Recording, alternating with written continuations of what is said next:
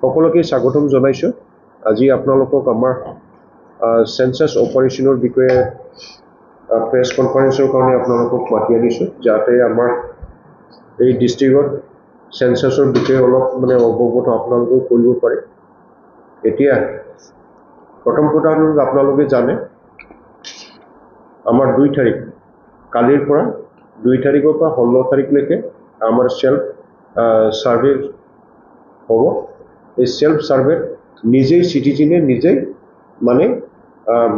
নিজৰ তথ্যটো দাঙি ধৰিব পাৰিব। আৰু সেইকাৰণে আমাৰ এতিয়া কালিৰ পৰা এটা ৱেবছাইট এটা খুলিব, ৱেবছাইট URL খুলিব। সেইটো হ'ল আপোনালোকে ইয়াত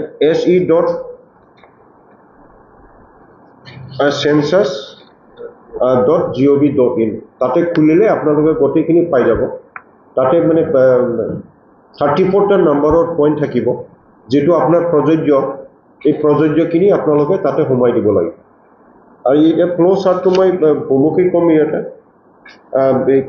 সেল্ফ এনুমেৰেশ্যন হৈছে এইটো আমাৰ জনগণৰ কাৰণে এক প্ৰক্ৰিয়া, য'ত নাগৰিকে নিজে নিজৰ ইনফৰমেশ্যনটো দিব পাৰিব।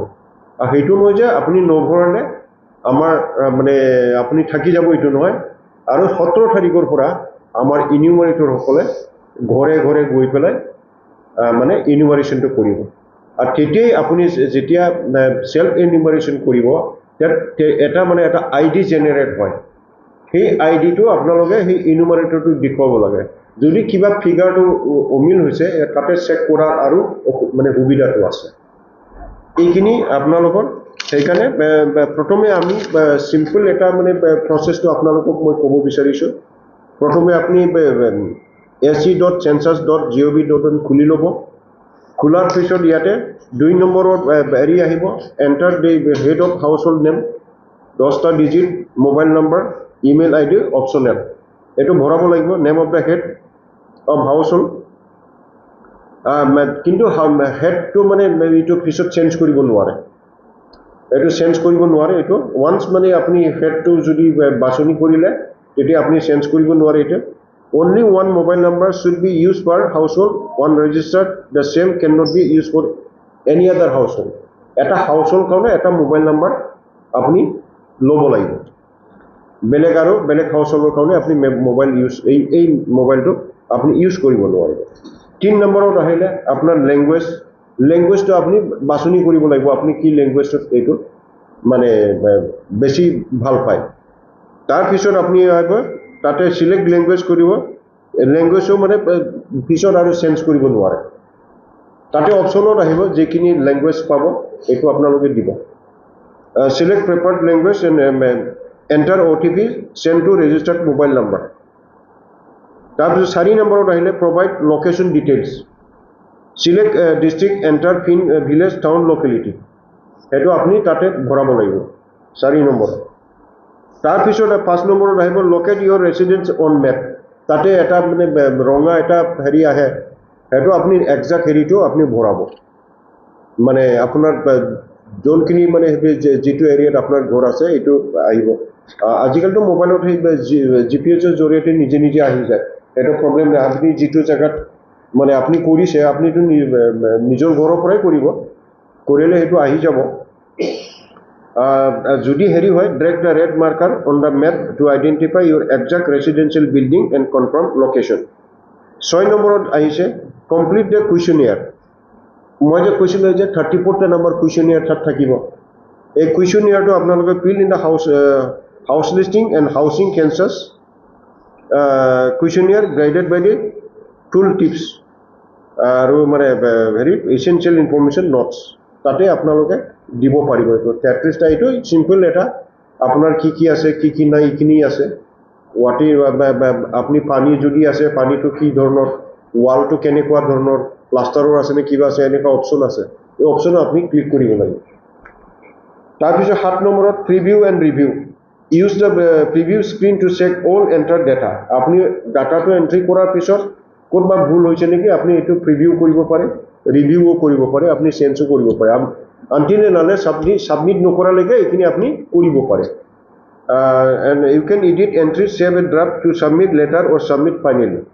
আপুনি সেইদিনাও কৰিব পাৰে নহ'লে ড্ৰাফটটো ছেভ কৰি পেলাই আপুনি ক'ব পাৰিব 8 নম্বৰত হৈছে মানে click final submission to lock your data to no changes can be made after final submission সেইকাৰণে ফাইনেল ছাবমিশ্যন কৰাৰ লগে লগে আপুনি একো কৰিব নোৱাৰিব তাৰপিছত 9 নম্বৰত generation of the ID SC ID এটা জেনেৰেট হ'ব তাৰপিছত ছাবমিট কৰাৰ পিছত জেনেৰেট হ'ব আপন ছাবমিশ্যনে unique 11 digit SC ID prefix with H is generated and sent via SMS and email if provided. Email নহলে আপোনাৰ SMS ত আহি যাব ইনিউমাৰেটৰ ভিজিট হ'ব এতিয়া 17 পৰা আপোনাৰ যেটো মানে ইনিউমাৰেটৰটো গাঁৱত যাব তেতিয়া when a census enumerator visits your home share your SCID with him or her তেতিয়া সেই আইডিটো শেয়াৰ কৰিলে আপুনি কি ভৰালে এটো গম পাই যায় ID machine outcomes if SD machines matches with an existing record details are confirmed and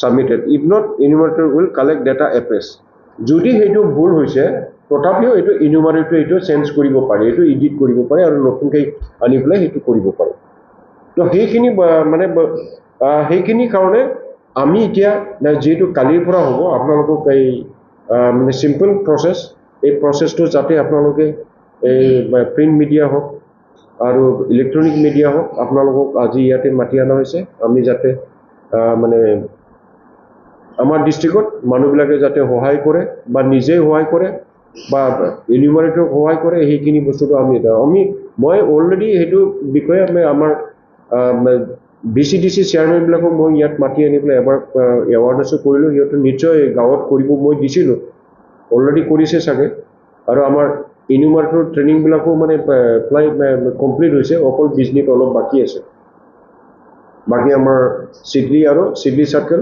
আৰু বেংকৰ সাৰ্কেলটো কমপ্লিট হৈছে বিজনেছ আৰু দুদিনমান আছে নেকি দুদিনমান আছে 27 পৰা হৈছিলে 6 দিন মানে তাক ৰখা হৈছে গতিকে সেইখিনি আপোনাৰ কিবা সুধিব লাগিলে সিম্পল বস্তু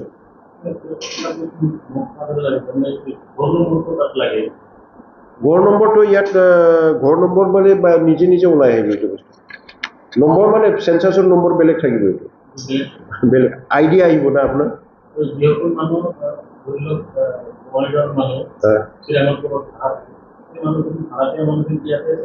এতিয়া সেইটোৱে হৈছে এতিয়া মানে চেঞ্জ কৰিব নোৱাৰি বুলি কৈছে আমি য'ত আছে তাতেই দিব লাগিব ময়ো এতিয়া ইয়াতেই দিব লাগিব কথাটো সেইটোৱে মানে মই সেইদিনা প্ৰশ্ন কৰিছিলোঁ ফাইনাল সাবমিশন নাম্বার 8 হয় এটা ফাইনাল সাবমিশন যেগুলো নিজের উপরে কোন ফরওয়ার্ডার মিস্টেক কিভাবে রইব হয় যেটা কইছে যে 9 নম্বরে দেখুন আছে যদি এটা সাবমিশনটা ফাইনাল কৰি দিয়ে তা নিজা বদলাবে এটো এডিট কৰিব নোৱাৰে বা একো কৰিব নোৱাৰে হয় যদি গুৰুতৰ কিবা ভুল হৈ গৈছে এইটো সুধনি কৰাৰ কাৰণে আপোনালোকৰ ৰিপ্ৰেজেন্টেটিভ তেওঁহে সেই ইনুমাৰেটৰ নতুনকৈ ল'ব পাৰি বুলি কৈছে এই বস্তুটো আপোনালোকক জনাব কেনেকৈ যে মোৰ সাবমিট কৰোঁতে মোৰ মিষ্টেক হৈ গ'ল এইটো কাম নহয় সেইটো ঘৰত যাব না সেই মানুহৰ ঘৰত নিজে সেলফিমেন্টেশন কৰিলে ঘৰে যাব না ইনুমাৰেটৰ আপুনি সেলফ ইনুমাৰেটৰ নকৰিলেও একো কথা নাই ইনুমাৰেটৰ নিজৰ কাম যাবই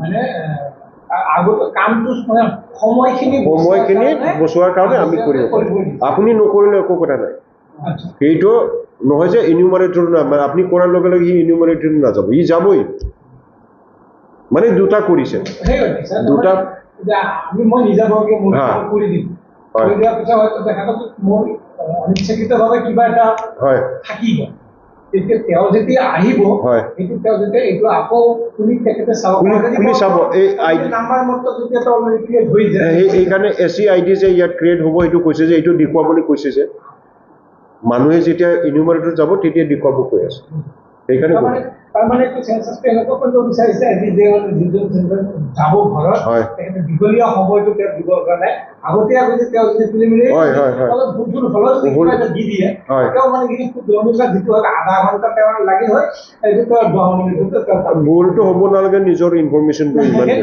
কেতিয়াও ধৰক কেতিয়াবা এনেকুৱা হয় না যে আঙুলিটো মাৰিব যাতে কৰবাত কিবা এটা হৈ যায় সেইকাৰণে সেই আপোনাৰ 15 দিন আছে নহয় আপুনি কালি কৰিলে তো কালি সাবমিট কৰিব লাগে বুলি নাই ইয়াত ৰিভিউ কৰিব পাৰিব প্ৰিভিউ কৰিব পাৰিব তাৰপিছত আপুনি ছাবমিট কৰিব এই বস্তুটো মই এইকাৰণে জানিব বিচাৰোঁ কিছুমান মানুহে হয়তো ঘৰতে নকয় কিবা ভুল হৈ গ'ল বা কিবা কৰিব নোৱাৰে পিছত কি হ'ব এতিয়া ধৰক তোমাক যদি মই কৰিব পাৰোঁ বা কৰি দিওঁ ক'বলৈ ভুলৰ কোনো কথা নাই তোমাৰ ঘৰত চেঞ্চাছ বিষয়ে আহিবই আৰু তোমাৰ সেইটো যিফলত তুমি ভুল কৰিলে তাক কাৰেকশ্যন কৰিব কাৰেকশ্যন এই বস্তুটো মানে মই অলপ ভালকৈ জানিম হয় আমি